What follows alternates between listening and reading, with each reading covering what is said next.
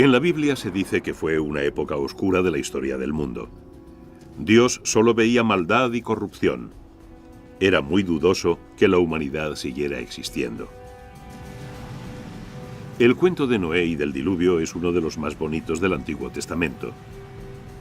Se han presentado pruebas científicas que demuestran un fondo veraz. Pero muchos especialistas cuestionan esas pruebas.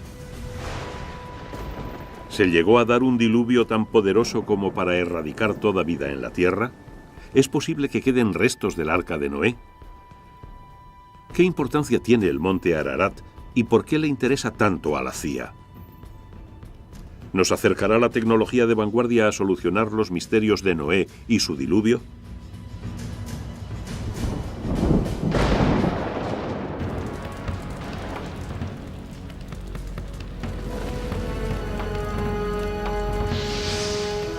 Los misterios de Noé y el diluvio.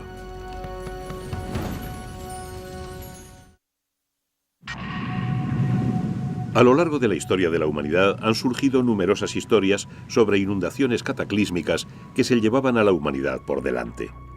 La más famosa es la de Noé y el diluvio universal. ¿Pero ocurrió de verdad? ¿Y puede la ciencia aportar pruebas que lo demuestren?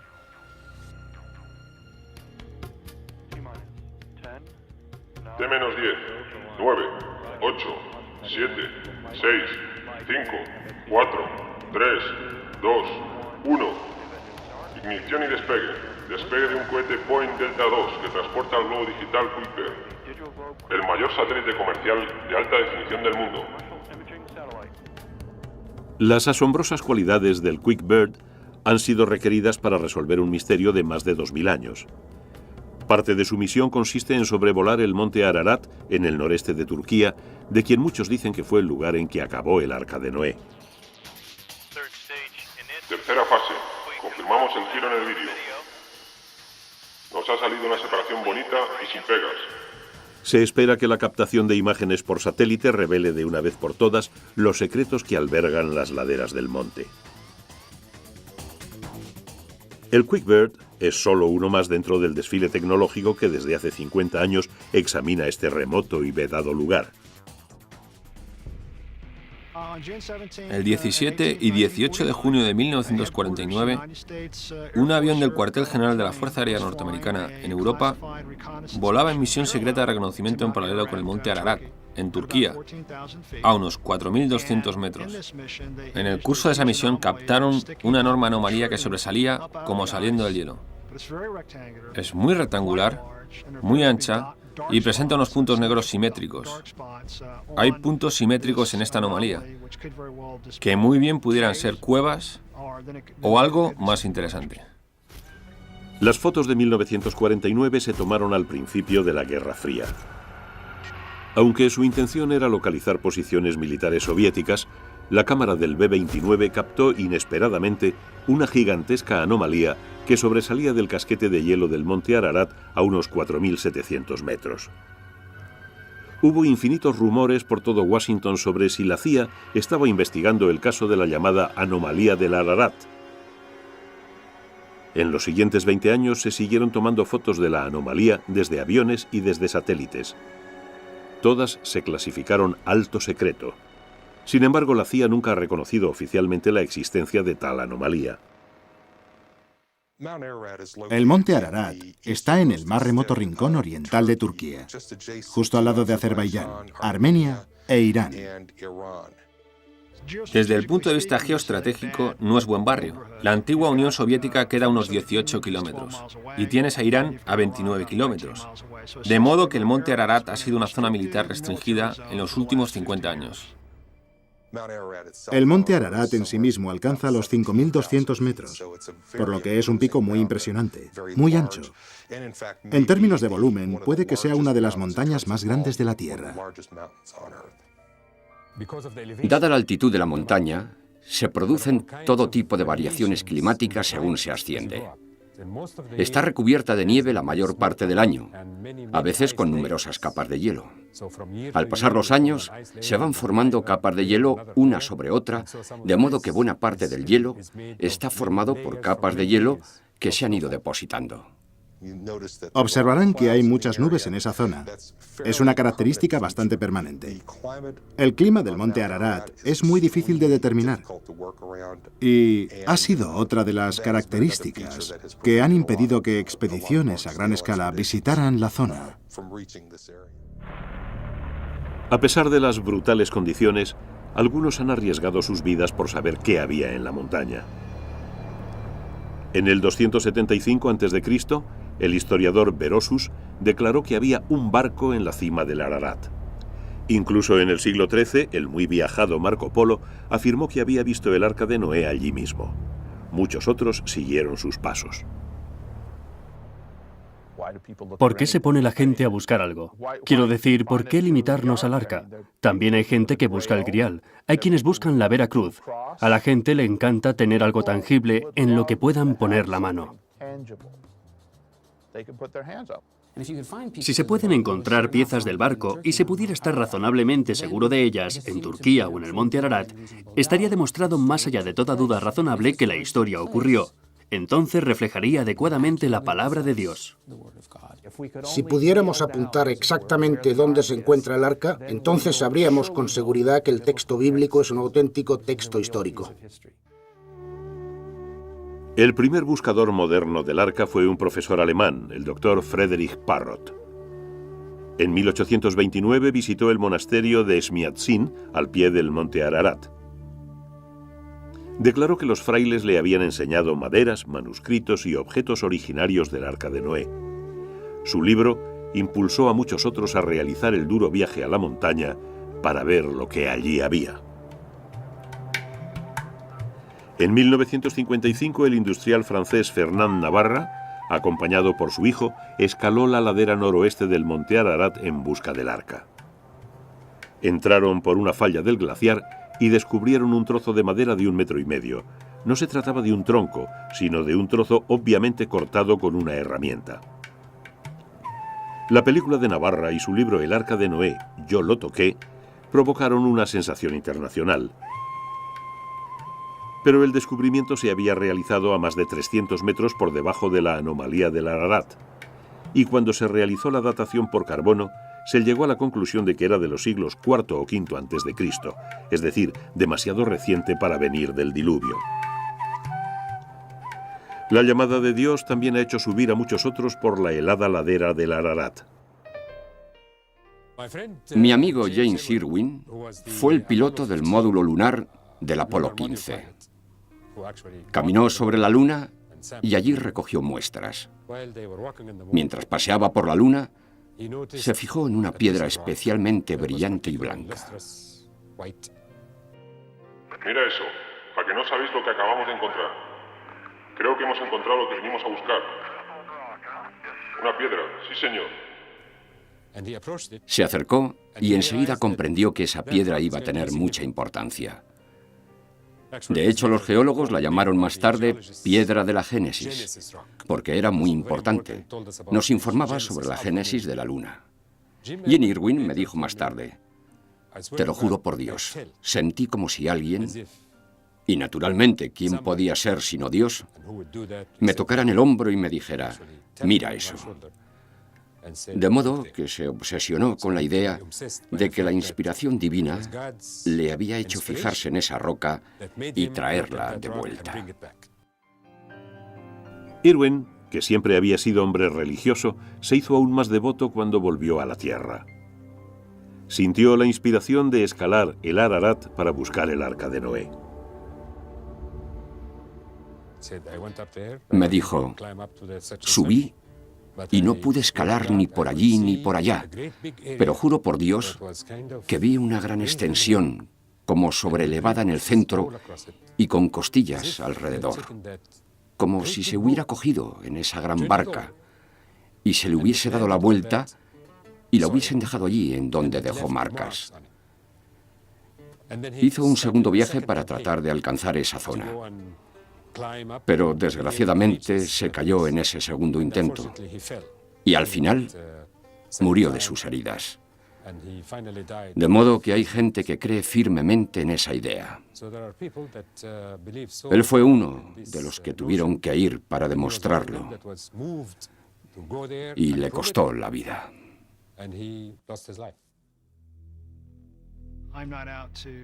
Yo no pretendo reivindicar, demostrar o no demostrar nada en absoluto a propósito del cuento de Noé.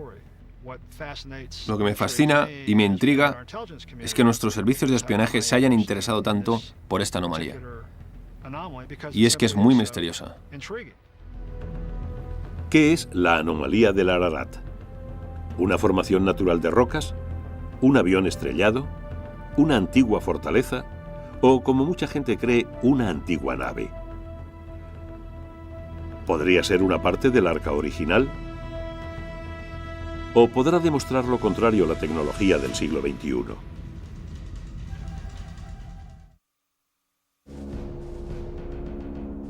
En 1949, durante un vuelo de reconocimiento secreto, un avión espía norteamericano fotografió accidentalmente un extraño objeto en la helada cima del monte Ararat. Las fotografías de la denominada anomalía del Ararat fueron inmediatamente clasificadas como alto secreto. Durante años, el profesor de Derecho Porcher Taylor ha luchado para que se hicieran públicas. Cuando yo era cadete en la Academia Militar de West Point, circuló por los pasillos un informe no oficial, supuestamente de la CIA, según el cual uno de nuestros pájaros estratosféricos había hecho un vuelo de reconocimiento por el corredor turco-soviético. Y lo que vieron eran como 3 planchas curvadas o estructuras que sobresalían unos 10 metros de la nieve y que parecían formar, o al intérprete fotográfico le pareció que formaban, la proa de un barco. Este informe, mucho más basado en rumores que en hechos, disparó una larga y ardua investigación para descubrir la auténtica naturaleza de la anomalía del Ararat. Mis conversaciones, tanto oficiales como no oficiales, con miembros del espionaje fueron muy fascinantes, muy sinceras y muy intrigantes. En respuesta a mi petición, según la Ley de Libertad de Información, el Servicio de Información de la Defensa me entregó 5 imágenes en 1995. Las fotos 2, 4, 5, 6 y 23 de aquella misión en concreto. El Dr. Farouk es uno de los más eminentes geólogos del mundo. Trabaja en la Universidad de Boston y dirige el muy prestigioso Centro de Sensores Remotos. Tuvo la amabilidad de unirse a mi proyecto cuando le pedí concretamente que actuara como analista de imágenes independiente y racional. Las fotos de la Fuerza Aérea eran cualquier cosa menos claras. Se tomaron a distancia y oblicuamente desde un ángulo. Y la resolución cambia totalmente de cuando miras algo que está cerca del avión a cuando lo miras desde muy lejos. Así que no había nada consistente en esas imágenes. Había una tomada desde un lado, otra desde otro, pero no se tomaron al mismo tiempo, con el sol en el mismo sitio, y ni siquiera sabemos qué día o a qué hora se tomaron. De modo que no se podía deducir nada de las sombras y eran totalmente insostenibles, por decirlo así. Dado que era imposible llegar a alguna conclusión con las fotos de 1949, se encargó a Space Imaging, una empresa radicada en Denver, que fotografiara la anomalía del Ararat desde su satélite Iconos, el primer satélite comercial de alta resolución, 1 metro, del mundo. Con este tipo de resolución, aeropuertos, edificios de viviendas e incluso las pirámides pueden verse claramente. Las imágenes de satélite te permiten mirar grandes extensiones de terreno al mismo tiempo y tratar de comprender su naturaleza espacial, la relación espacial entre esos objetos. También te permite diseminar los resultados, distribuir las imágenes a un montón de gente, de modo que muchos ojos se fijen en ellas. Muchos investigadores diferentes pueden dar su opinión, mientras que las expediciones tienden a centrarse en 1 o 2 individuos. Hasta que se lanzó el Iconos, ningún satélite tenía la capacidad de captar el punto concreto del monte Ararat. Pero en octubre de 1999 y de nuevo en agosto y septiembre de 2000, Iconos tomó varias imágenes de la anomalía del Ararat. El área en la que nos vamos a concentrar principalmente es esta de aquí, y vamos a fijarnos concretamente en este detalle al que llamamos el pico del pájaro. Es una zona en la que no parece que haya mucho volumen de nieves eternas. Parece una zona de roca expuesta, que desde el aire parece una cabeza de pájaro. Es lo que hemos estado utilizando como principal punto de orientación para localizar la anomalía del Ararat.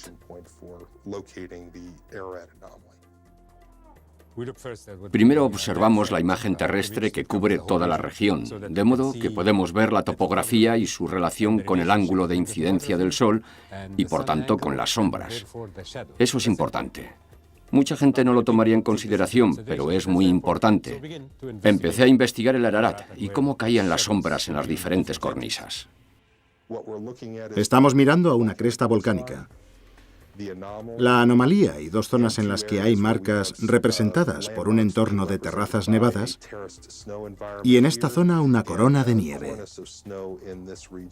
De modo que lo que estamos viendo es una anomalía. En otras palabras, algo de lo que no sabemos nada en esa zona. Y se ha sugerido que todo esto es fruto de la mano del hombre.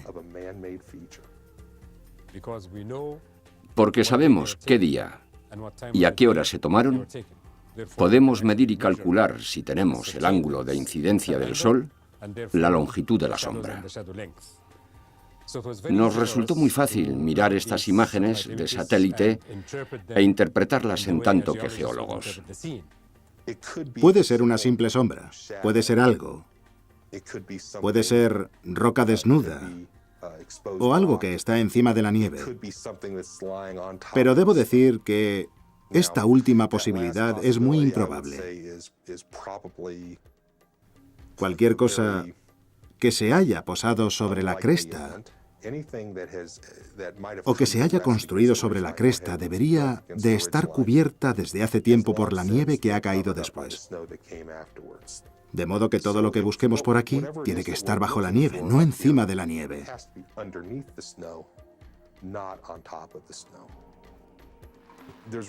Solo se pueden encontrar dos tipos de materias ahí arriba: rocas o madera.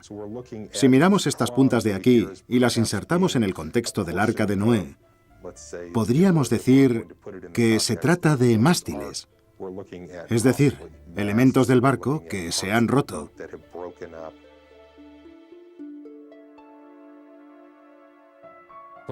Lo que estamos viendo son juegos de sombras sobre cornisas de roca y sombras de montículos de nieve. Para mí no hay duda. Mi primera impresión, es decir, si alguien me apuntase a la cabeza con una pistola y me dijese que tomara una decisión de inmediato, es que probablemente son de origen natural. Estamos mirando a una sutil interacción entre la nieve, los ángulos de luz, las nubes, la escabrosidad de las rocas, etc. Puede que esté ahí. Yo no puedo afirmar que no esté. Todo lo que sé es que, basándonos en las imágenes que hemos visto, eso no es.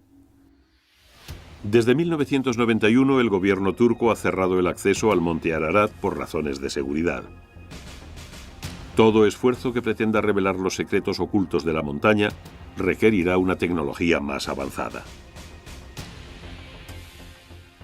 Durante siglos, la fe religiosa predominó sobre la ciencia en todo lo referente al Arca de Noé. Muchos creyeron que la narración bíblica era un documento histórico fiable sobre acontecimientos reales. Pero esta antigua tablilla descubierta en el siglo XIX nos muestra una prueba irrefutable de lo contrario. Demuestra que el cuento de Noé y el diluvio no era el original, sino que fue inspirado por otro cuento mucho más antiguo.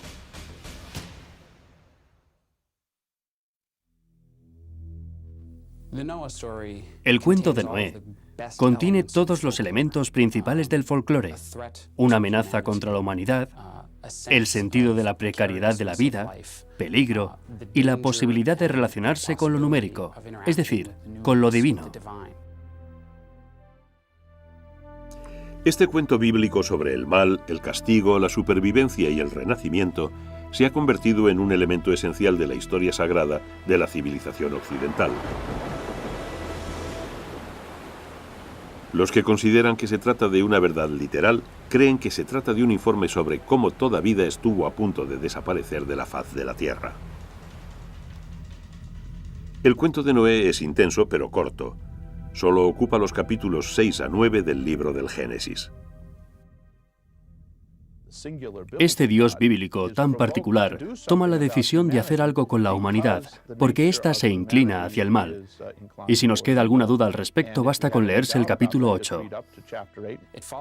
Es la continuación inmediata de otros dos cuentos igualmente famosos. El primero, la historia de Adán y Eva en el paraíso y de sus hijos, Caín y Abel. Y por supuesto del fratricidio que comete Caín matando a Abel. Hay algo malo, algo profundamente perverso en la naturaleza humana. ¿Cuáles son las consecuencias de ello y cómo eliminarlo? La Biblia insiste mucho en que esa divinidad no es arbitraria. No es que decida matar a la gente y destruir el medio ambiente porque se levante un día con el pie izquierdo o por mero sadismo. Las historias bíblicas se esfuerzan mucho por demostrar que Dios fue provocado. Y decide salvar a lo que podríamos considerar lo mejorcito de una mala tropa. Noé resulta ser un buen tipo para ser humano. Ya me entiende. Entonces le dice a Noé que construya el arca. A lo largo del tiempo, infinitos artistas han intentado plasmar la impresionante nave de Noé. Quizá la visualización más vívida sea la de un alemán llamado Kircher. Sus dibujos, realizados en 1675, son tan detallados, tan concretos, que es como si hubiera estado allí para presenciar la botadura. En cuanto el arca se terminó, Noé introdujo en ella una pareja de cada especie. Lo que está en juego es la vida humana y la vida de los animales, y el objeto que va a mantenerlas es, por supuesto, una barca. Ahí están los dos motivos principales, el barco y el conjunto de la vida. Es un momento dramático, porque la humanidad pende de un hilo. ¿Sobrevivirá la humanidad o morirá? Al principio del diluvio, se abren las puertas del cielo y las aguas empiezan a caer. Esta es una poderosa imagen que deja atrás lo abstracto del asunto para darte una sensación de horror.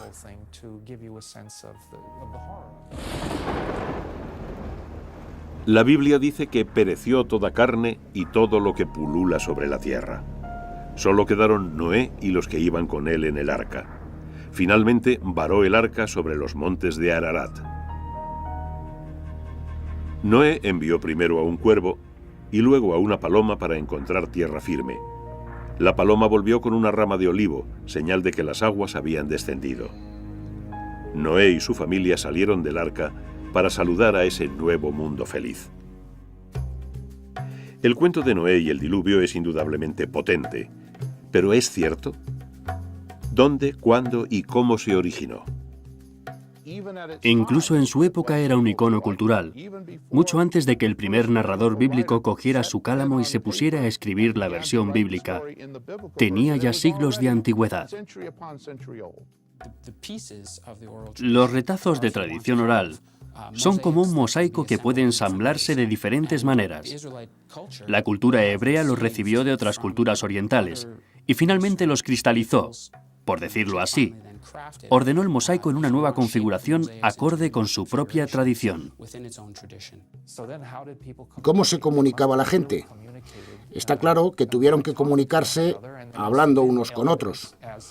Tienen que haber existido ancianos, y en la Biblia así se dice, que actuaran de narradores y cuya preeminencia política y social se basara en el hecho de que eran los guardianes de las tradiciones de la comunidad. Las primitivas historias de la Biblia se fueron transmitiendo de generación en generación durante miles de años antes de que fueran puestas por escrito alrededor de 1200 a.C. Curiosamente, en el texto escrito aparecen numerosas repeticiones e incoherencias.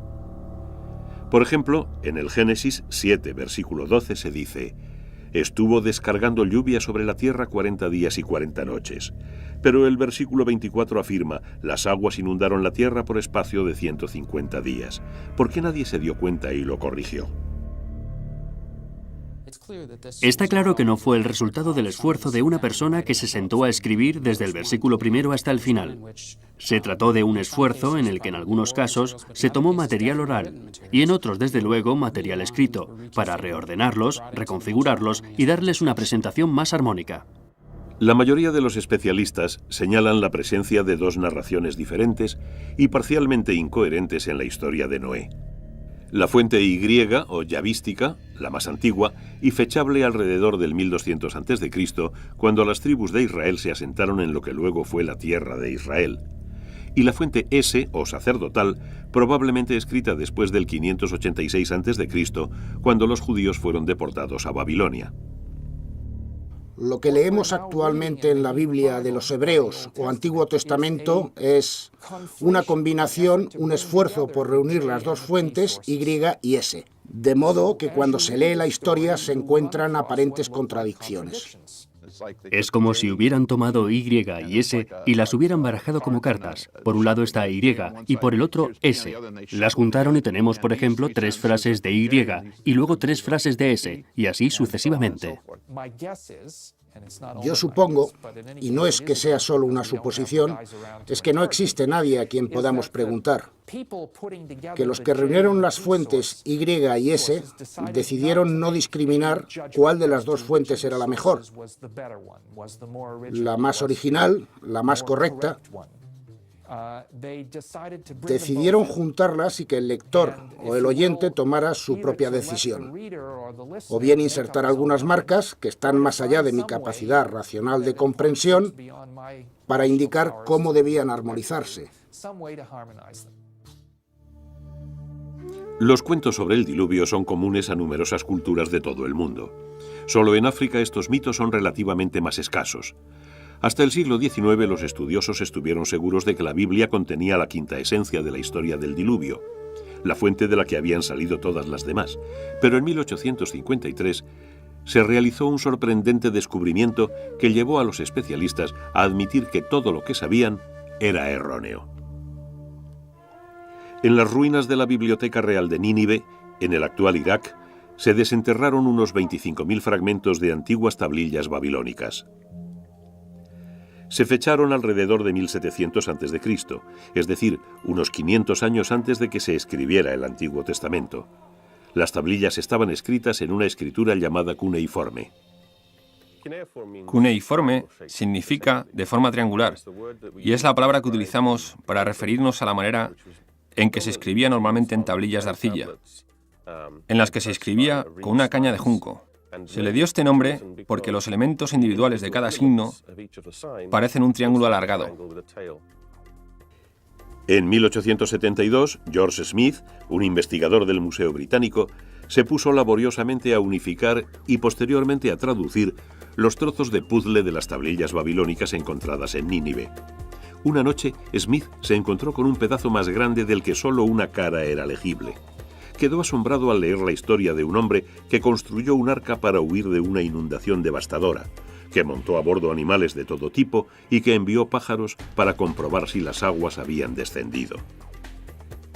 Lo que Smith había hallado era un capítulo de un cuento mucho más largo, la epopeya de Gilgamesh, inscrita en arcilla no más tarde del siglo XVII a.C. Publicó su descubrimiento el 3 de diciembre de 1872 en una reunión de la Sociedad de Arqueología Bíblica de Londres. Al leer y descifrar todo ello, el efecto tanto en el individuo que leía como en el público fue fenomenal. Porque aquí por primera vez, y prácticamente al pie de la letra, se encontraba la confirmación de que las historias contenidas en la Biblia también existían fuera de ella. La epopeya de Gilgamesh no fue la única narración mesopotámica sobre el diluvio descubierta por los arqueólogos. Otra historia, la sumeria, está fechada alrededor de 1800 a.C. Una tercera, la epopeya de Atrahasis, se inscribió en arcilla alrededor de 1700 a.C., pero en realidad es mucho más antigua. Todas estas historias cuentan cómo el mundo sufrió tal superpoblación de seres humanos que estos se volvieron demasiado ruidosos y los dioses no pudieron dormir. Para acabar con el ruido decidieron destruir la humanidad. Si se lee el cuento tal y como está escrito y no te informan de dónde proviene, sin duda se diría que viene de la Biblia. Es que es casi idéntico. Es muy sorprendente. En muchos sentidos, estas leyendas mesopotámicas están estrechamente relacionadas con las bíblicas. No solo en la idea general de una inundación, sino incluso en algunos detalles concretos. Está la figura de Noé, que reúne a su familia y se sube a un arca, permanece en el arca durante un tiempo mientras el resto del mundo humano, se ahoga y el arca queda varada en una montaña. Hay algunos asombrosos puntos de contacto entre las dos que indican que no pudieron darse accidentalmente. Dependen de una fuente común o de una tercera tradición que ha pasado a ambas. Los parecidos son tan estrechos en términos de estructura general, de estructura episódica. Por ejemplo, el hecho de mandar pájaros para buscar tierra firme. Esto sucede en el relato bíblico y en el cuneiforme. Me resulta imposible concebir una situación en la que estos dos cuentos surgieran de manera independiente. Claro que esto plantea un par de preguntas adicionales. ¿Cuál fue el primero, el mesopotámico o el bíblico? Lo que está muy claro a propósito de las historias mesopotámicas, en particular la de Atrahasis, es que dos de sus versiones pueden fecharse muy precisamente, o con una precisión relativa a principios del segundo milenio antes de Cristo, de modo que no hay duda de que la tradición literaria mesopotámica que incluye estos dos relatos del diluvio es muy anterior a la hebrea. Ahí está el humo del disparo. Con esto hemos descubierto un material mesopotámico, del que sabemos que es mucho más antiguo que la versión bíblica. ¿Historias de diluvio cientos de años, si no miles, anteriores a la Biblia? ¿Cómo es posible? No hay duda de que esas historias están ahí, presentes en tablillas reales y legibles. Y no hay duda de que los pueblos cananeos y luego los israelitas conocían esas historias y sabían que eran buenas, es decir, que abordaban problemas fundamentales. La otra posibilidad en cuanto al Génesis es que fuera una historia incluida en las tradiciones del Génesis durante el exilio, cuando los judíos residían en Babilonia, e indudablemente tenía que haber gente entre ellos que conociera bien la cultura cuneiforme. La existencia de no uno, sino de 4 mitos sobre el diluvio hizo que muchos especialistas pensaran en la posibilidad de que se diera una inundación real sobre la que se basaron los cuentos. ¿Pero existió un gigantesco diluvio? ¿Y puede la ciencia demostrarlo?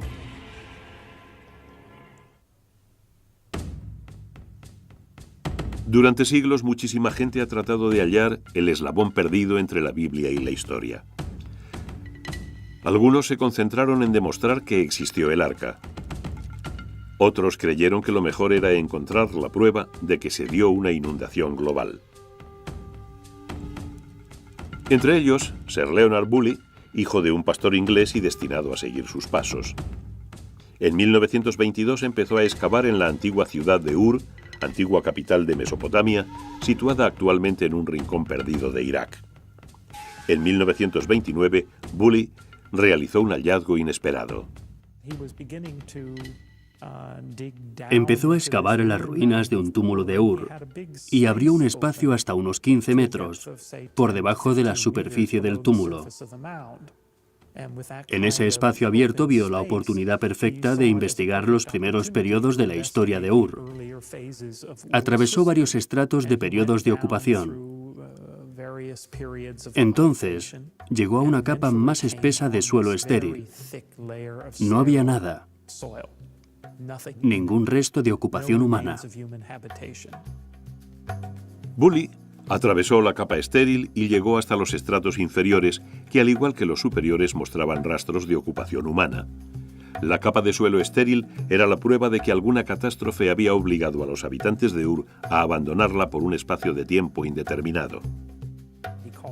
Llamó a varios de sus trabajadores, a varios de sus colaboradores, entre ellos a Max Mallowan, que luego se casó con Agatha Christie, y les preguntó qué pensaban que podía significar. No pudieron responderle nada. Y luego apareció su mujer, Catherine, un personaje muy interesante que Agatha Christie convirtió en víctima de asesinato en Muerte en Mesopotamia. Y Catherine dijo inmediatamente: está claro, fue el diluvio universal. Bully era un maestro de las relaciones públicas e informó al Times de Londres de inmediato. La noticia de que se habían descubierto nuevas pruebas de la existencia del diluvio de Noé se difundió a toda velocidad. Bully volvió a Inglaterra convertido en una celebridad. Trajo con él cajas de arena y de sedimentos del denominado estrato del diluvio, que luego vendió a un público enceguecido para financiar más excavaciones. Bully fue muy alabado por el significado de su descubrimiento. No creo que se mantuviera durante mucho tiempo, y en realidad no estoy seguro de que el propio Bully se lo creyera. Pero era un consumado artista de las relaciones públicas, y de una forma en que ningún investigador de campo lo había sido hasta entonces. Logró volver a enganchar al público con las excavaciones de Ur. Podría ser que en el mejor de los casos se hubiera descubierto una inundación local o regional, pero de ninguna manera una porción de cataclismo universal, como el que indican las historias mesopotámicas y bíblicas.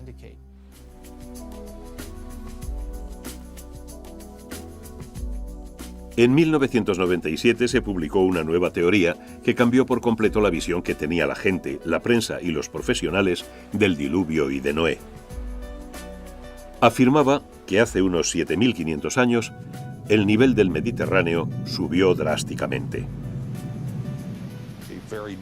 Supuestamente habría un paso muy estrecho que mantenía las aguas del Mediterráneo y a consecuencia de algún accidente sísmico, un terremoto o algo similar, el Mediterráneo rompió esa barrera y se desparramó por la zona del Mar Negro.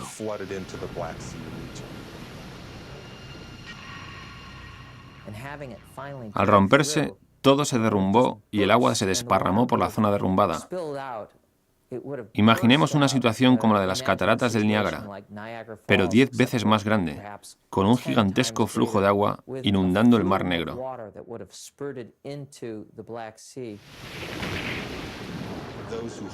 Los defensores de esta teoría piensan que al ritmo en que el Mediterráneo inundó el Bósforo, el nivel del Mar Negro subiría unos 15 centímetros diarios.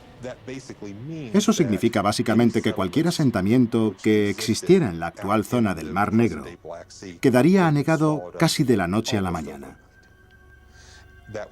Tuvo que darse una pérdida de vidas masiva. Y eso habría sido considerado como un acto de Dios por la gente que vivía en esa época. Tuvo que afectar drásticamente a la ecología de la zona, porque está claro que se dio un cambio radical, de un lago de agua dulce a una ecología de agua salada. Eso tuvo que cambiarlo todo. Y probablemente no volvió a sentarse nadie alrededor del Mar Negro durante 1000 años después de la inundación. De modo que fuera una inundación lenta o rápida, lo importante es que cambió por completo la manera de vivir de la gente asentada alrededor del Mar Negro. Posteriormente se añadió que los supervivientes del Mar Negro se desplazarían hacia el norte y el oeste, hacia lo que ahora es Europa, hacia el este, es decir, hacia China, y hacia el sur, hacia Mesopotamia, llevando consigo recuerdos de un diluvio devastador. Si el Mar Negro sufrió una inundación cataclísmica tal y como proponen, tiene que quedar un paisaje sumergido ahí abajo. Gracias a los robots, podemos bajar y echar un vistazo en esa zona. Y lo que encontramos es realmente increíble. Encontramos una línea de playa. Encontramos la antigua costa, con varias colinas y lo que parecen ser lechos de ríos. Encontramos un paisaje completo. Eso le dio credibilidad a la idea de que ocurrió algo que pudo haber inspirado la historia del Arca de Noé. En realidad no tengo nada en contra, desde el punto de vista geológico o geomorfológico, de la inundación del Mar Negro. Creo que el problema surge al vincular esta inundación del Mar Negro con los mitos del diluvio, tal y como se cuentan en el sur de Mesopotamia o en la Biblia. ¿Hubo una diáspora de gente desde el Mar Negro al sur de Mesopotamia? No veo ninguna prueba de ello en la arqueología del sur de Mesopotamia. Uno de los elementos presentes en la investigación sobre el Mar Negro es que en realidad el mundo del Mar Negro es muy diferente al mundo del Oriente Próximo antiguo, y tanto los documentos bíblicos como los cuneiformes que describen la inundación son documentos de Oriente Próximo. De hecho, parten de un modelo diferente, y son quizá la prueba de que el Mar Negro no fue el lugar donde se dio la inundación bíblica. Durante miles de años, la gente creyó que el cuento de Noé y el diluvio universal eran, al mismo tiempo, producto de la inspiración divina y un hecho real. Pero hasta la fecha, las pruebas científicas y arqueológicas no sostienen tal afirmación. Y sin embargo, la gente sigue creyendo. La Biblia es un documento complejo que combina la alegoría con el simbolismo y la historia. Pero en cuanto a Noé, el diluvio y el arca, ¿puede considerarse fiable? La búsqueda de una prueba de una inundación tan devastadora que dividiese los tiempos en un antes y un después ha quitado el sueño a muchos estudiosos y científicos. Pero esta búsqueda permanente se ha basado en detalles proporcionados por el libro del Génesis. Los cuentos de la Biblia se transmitieron originalmente en arameo, se escribieron en hebreo y se acabaron traduciendo al griego y al inglés.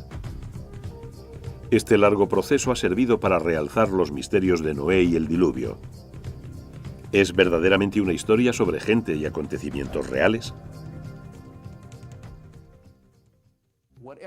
Cualquier acontecimiento real e histórico que pueda ocultarse tras estas historias está tan profundamente enterrado en el pasado, incluso contando desde el tiempo en que los escritores bíblicos realizaban su trabajo, que es muy difícil hablar de estas historias como historia del diluvio. El peso de las pruebas de las propias historias indica que se trata de cuentos narrados con razones diferentes a las de informar sobre lo que ocurrió en determinado momento. La gente que escribió este cuento no lo escribió meramente por entretener y contar una bonita historia sobre Noé. Tenían un proyecto grandioso y serio. Trataban de definir quiénes eran. Trataban de definir quién era su Dios. En cuanto al diluvio, si se pretende considerarlo históricamente, hay que considerarlo así en otro sentido. Concretamente, hay que fijarse en qué nos dice sobre la visión del mundo, sobre la mentalidad de los escritores que transmitieron la historia. Es más, si usted prefiere, un texto sobre ellos mismos que sobre el diluvio. Hoy en día, la mayoría de los estudiosos concuerdan en que los autores de la Biblia hebrea trataban de realizar una afirmación teológica, que emplearon muy libremente las metáforas y el simbolismo y que no intentaban que sus datos sobre un diluvio universal fueran tomados como una verdad literal. La historia sobre la inundación de Noé no nos llega como un testimonio documental sobre un acontecimiento concreto. Es más bien una reflexión, aunque con gran cantidad de detalles, sobre el pasado, pero no por ello deja de ser una reflexión. Para mí es muy probable que existiera una inundación global y cataclísmica, o que hubiera un superviviente elegido, o que todo ello sea algo más que una serie de bonitos e interesantes datos sobre la relación de la humanidad con el agua y con los dioses. Cuando la gente habla de inundaciones globales, sobre todo en los tiempos antiguos, está hablando de inundaciones que cubrieron la tierra que conocía. En este caso, una pequeña porción de África del Norte y una pequeña porción de Oriente Próximo, porque eso era el mundo para ellos. De modo que nunca tuvieron la intención de decir que todas las tierras del globo fueran cubiertas por el agua. Yo diría que los mitos del diluvio son tan solo parte de la vida de Mesopotamia del Sur. Y sí, Es posible que la gente que imaginó y escribió estos cuentos pensara en una inundación concreta del pasado particularmente desastrosa, pero probablemente sufrían inundaciones todos los años. No creo en absoluto que una de estas inundaciones fuera la que se convirtió en leyenda, para ser transmitida, transmitida y transmitida, hasta acabar en el Génesis 6:9. No sé cuándo se originó verdaderamente la historia del diluvio, pero no hay duda de que es algo muy antiguo en la memoria del ser humano. ¿Cuándo ocurrió exactamente? Nadie lo sabe. ¿Qué acontecimiento hizo surgir esa idea? Nadie lo sabe realmente. Hay gente que sugiere determinadas teorías, pero ninguna puede demostrarse. Tan poderosa es la historia de Noé que tan pronto como fue llevada al papel, la gente ya se puso a buscar el arca. ¿Dónde buscar? Los datos bíblicos indican una montaña o un área montañosa, denominada Ararat, en la que Noé varó su arca. De hecho, el Antiguo Testamento no nombra ninguna montaña en concreto. Tradicionalmente se traduce del hebreo por los montes de Ararat, es decir, una cordillera, no una montaña precisa. En realidad, Ararat es como las Rocosas o Sierra Nevada o los Apalaches. Indica algo, pero no es exactamente lo que podríamos llamar una guía segura que nos diga dónde encalló el maldito trasto. Nunca se ha escrito en ningún lugar que el monte Ararat sea el lugar en el que Noé varó el arca. Se percibía así porque es un pico muy alto. Es el único pico de los alrededores. El resto del terreno no ofrece características singulares salvo ese gigantesco y bien conservado pico. Y si se inundaba algo a su alrededor, está claro que el pico sería lo único en sobresalir, por decirlo así.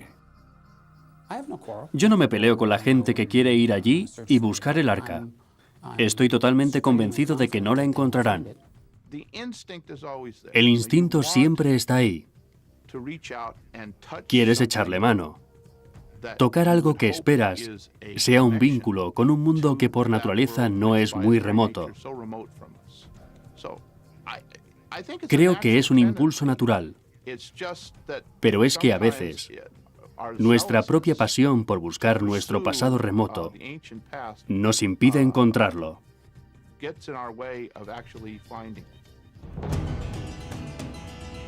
Pero al cabo de numerosos milenios sigue sin existir una prueba definitiva de la existencia de una inundación global, ni de la localización, ni siquiera de la existencia del Arca de Noé. A pesar de su avanzada tecnología, las fotografías de la anomalía del Ararat, tomadas en 1999 por el ICONOS, no son concluyentes. Los especialistas que estudiaron las imágenes se encuentran divididos en cuanto a su auténtica naturaleza. Puede que algún día satélites como el QuickBird, con su asombrosa resolución de medio metro, revelen la verdad sobre la anomalía del Ararat. ¿Pero revelará algún día la historia de Noé y el diluvio todos sus secretos? Los estudios sobre Mesopotamia están en permanente estado de cambio. En cierta forma espero que siempre quede algún elemento misterioso. Eso es lo que nos hace seguir investigando. No creo que sea posible comprender totalmente, completamente, absolutamente nuestro entorno. Es el viaje lo que merece la pena, no tanto el resultado final. Esa búsqueda es parte de la exploración de la Tierra, de nuestro conocimiento del entorno, de nuestro país y nuestra región, y todo eso está muy bien, es estupendo. Esa es la belleza del misterio de esos cuentos. Siempre invitan al lector a plantearse nuevas preguntas a cada nueva generación. Tanto si crees en ello como si no, da exactamente igual, te afecta. Quiero decir que aunque hayamos llegado a dudar de ello últimamente, sabemos que los conceptos religiosos motivan grandiosas acciones, tanto buenas como malas en todo el mundo. No creo que lleguemos a un punto en que podamos decir que lo sabemos absolutamente todo sobre el pasado. Siempre queda una pequeña puerta abierta a un nuevo descubrimiento. Lo más seguro es decir, Dios sabe.